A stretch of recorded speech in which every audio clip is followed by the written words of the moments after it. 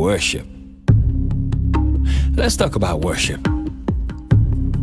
Now, what do you define as worship? Is it that attitude you put on Sundays from 10 a.m. to 2 p.m.? First service, maybe second service, and if the congregation be big like that, third service. Is worship that countenance you put on your face when your favorite song is being sang by the music director? Is that worship? Because you see, your motive and your worship are linked together. Why do you worship? Do you worship because you want stuff from Almighty God? Or do you worship because you have an understanding that He's God all by Himself, that He's able to do exceedingly? Well, that's religion. A lot of people be preaching that stuff all the time, but they lack understanding. What do you call worship? Can you worship without a song? Can you worship without pastor's choir? The ones whom the pastor has deemed worthy to lead the congregation in worship, they must sing before he preaches.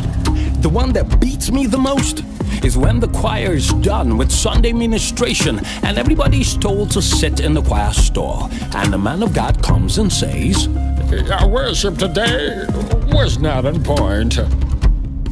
Last I checked, our worship was unto God.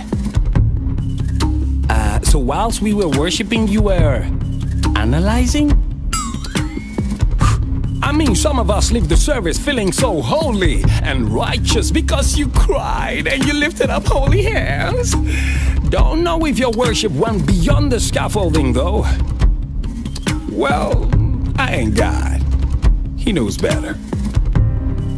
If I shut down your bank account, if I took away your connections, your friends, your family, your car, that job, your wife, Oh my God. would you still worship? Would you still worship? Seriously.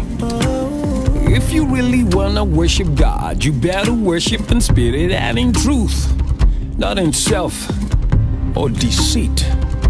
Tell me, are you conscious when you worship? Conscious of your perfume, conscious of your tie, conscious of your shoes? Or are you one of those who analyzes stuff during service? You be checking out them notes, checking out them dancing.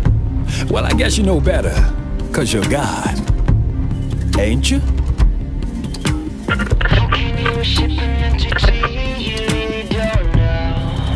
Now, if God doesn't know you in private, He will not vouch for anything you do in public. Don't be like a Pharisee. It's got nothing to do with the appearance of the outside. It all has to do with your heart.